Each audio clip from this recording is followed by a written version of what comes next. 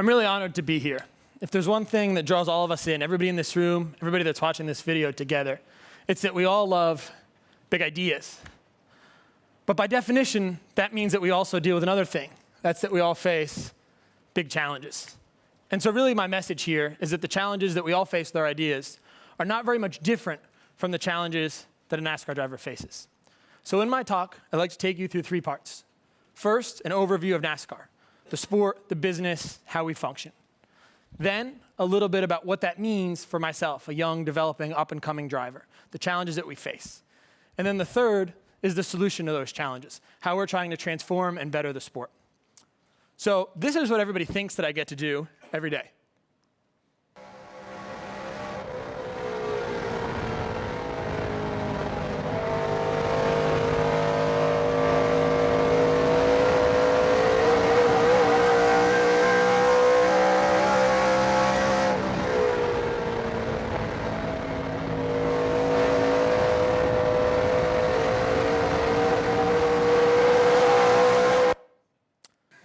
I really do love this sport. Anybody who knows me will tell you, I am a very, very, very competitive person, and I'm an adrenaline junkie. And so this sport is really perfect for me, but it's perfect in other ways too. As a race car driver, and you could tell a little bit, racetracks are bumpy, racetracks have character, tires get worn out. And as these things happen, we as race car drivers, we have to adapt. We have to constantly drive the race car just a little bit differently to try and optimize the race car that we're in. If we fail to adapt, the results can be less than desirable. Now, that's the fun part. What about the other side? How many in here think they have an idea or a grasp on the business of NASCAR? I got one hand. I got one. So a little bit about NASCAR and our sport. NASCAR is the #1 spectator sport in our country, and the #2 sport on television, behind only the National Football League. We have more Fortune 500 companies involved in our sport than in any other sport. But we're really different than all those other sports in 5 key ways. The first is that we are a non-franchise, non-union sport, meaning that every stakeholder group operates separately from the others. There are 4 key stakeholder groups. NASCAR, the sanctioning body, is a privately owned company that was founded by the France family in 1948. They continue to own and manage it up until this very day. The second group are the racetracks. Racetracks are owned by one of 2 publicly traded companies, Speedway Motorsports Incorporated and International Speedway Corporation, and they host 1 to 2 races per year. The third group is the race teams. And so race teams not only comprise the engineers and the mechanics that design and build the race cars, but also the accountants, the marketers, the lawyers, and everybody that it takes to make our sport go round. We as drivers are part of the race teams. Maybe the face, but we're just another employee of the team. And then the final group is the most important group, and those are the sponsors. The sponsors are really what makes our world go round. The next thing that makes us different from other sports is that we are an equipment-dependent sport. We're all about cars. And while NASCAR gives us a 200-page rule book with everything that we can and can't do, there's actually wiggle room. There's little spaces where we can optimize our car and try and out-engineer, out-design, and ultimately build a faster, better mousetrap than everybody else. This is where equipment becomes very important. It's the difference between first and second and fifth and last. The third thing that makes us different than other sports is that we're not geocentric. In other words, there are no home teams. Almost all the teams are based in the Charlotte, North Carolina area, and we travel to different racetracks across the country. Again, instead of having 81 home games like there are in baseball, there are in fact no home games, and we only go to a market once or twice. The fourth thing that differentiates us is we have a different ladder than other sports. There is no AAU NASCAR or NCAA NASCAR.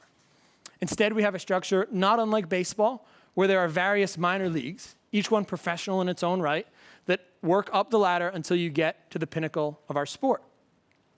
The final thing that differentiates us, as I mentioned, we are a sponsor-dependent sport. Where in many leagues, teams rely on ticket revenue and TV revenue to make their organizations flourish, a NASCAR team gets less than 1/3 of its revenue from those 2 sources. Rather, we depend on sponsorships. And one of the tricks to that is you cannot win races, but a sponsor accomplish your marketing objectives and still come back. Or you can win races and a sponsor not accomplish them and not come back. This brings me to the second part of my talk. When we think about sports, we have two fundamental assumptions of all of sports.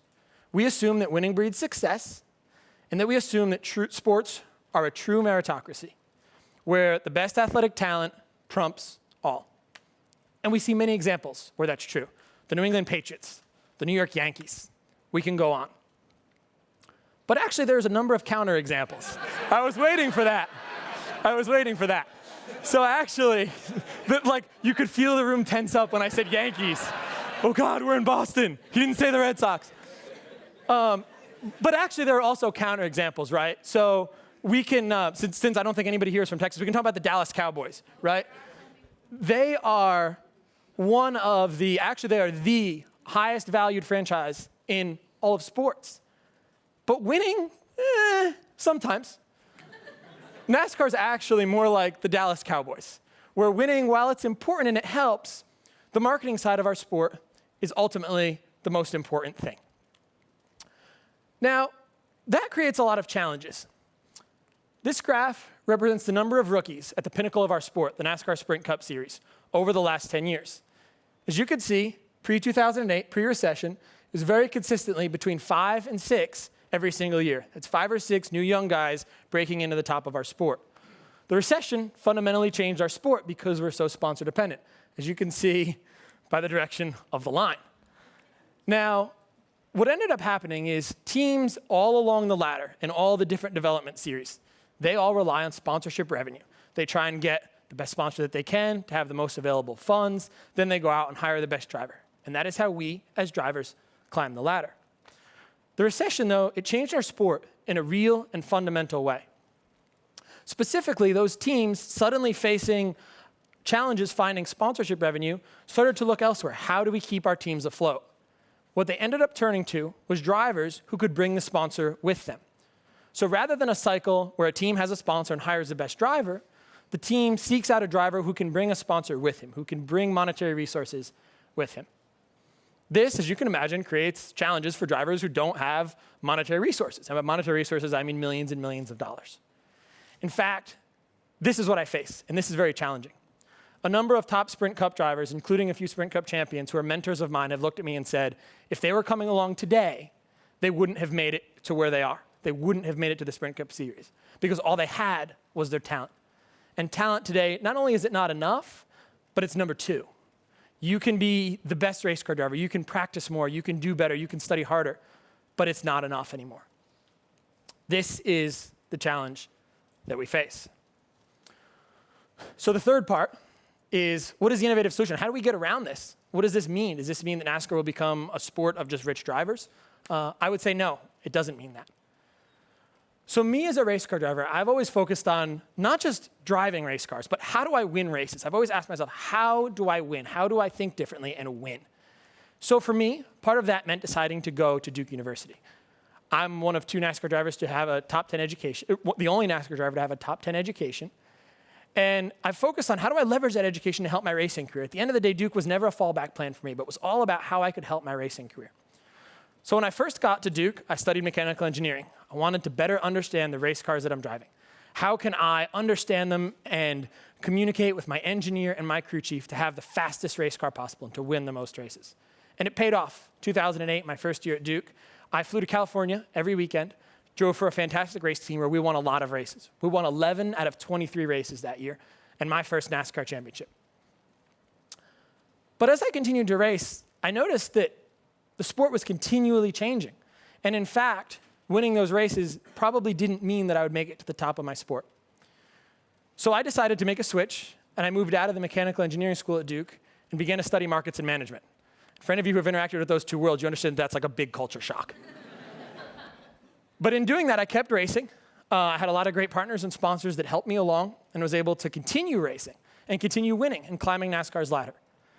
And this really odd thing happened, and I recognized that the more I raced and the more I won, the more the probability that I would make it to the top of my sport decreased. So I had to think long and hard about this. I had raced every year since I was 7 years old. When I was a little kid, I was always traveling racing. I missed every Sweet 16. I missed every bar mitzvah. I left my high school prom early to go to the airport and fly to a racetrack. This was my life and my identity. But I recognized that continuing to race probably meant that I wouldn't get to race for very much longer. And so in 2011, I took a step back and a step out of my sport and tried to think, how do we solve this business case? So I worked through tons of Duke alumni and literally talked to anybody that would listen. And fortunately came across a group who was very helpful to me and who we worked through a number of different business plans. Ultimately created a company where investors can purchase an equity stake in my career and share in what we're doing. We raised $2.5 million, which is obviously very significant in the climate that we raised it, and focused on getting me back on the racetrack. In 2012, I raced 14 times. We had some great races, some not so great races, some undesirable outcomes, but ultimately every one was a marker of progress in moving closer to our goal. And all along the way, what we recognize is that there are other opportunities and areas for improvement and development, ways that we can transform and better the sport of NASCAR. So at the end of 2012, we took a really long, hard look and said, what's the best thing to do here? And again, we did what was particularly challenging for me personally and decided that I probably shouldn't race full-time in 2013, but instead focus on some of these companies.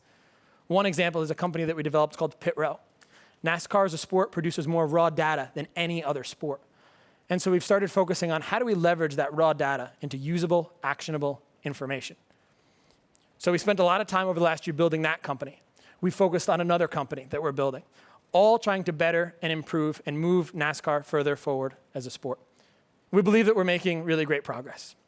So the plan is to have me back on track 2014 while continuing to build these companies, ultimately trying to transform the sport. I'm fortunate in that through this, I've gotten to continue to climb the ladder in NASCAR. So ultimately, there are always challenges that we all face. We all have ideas. We all hit brick walls. We live in a world that tells us to ask, is it possible or can I? And ultimately, my message is that not only is it possible, the question is not if, the question is how.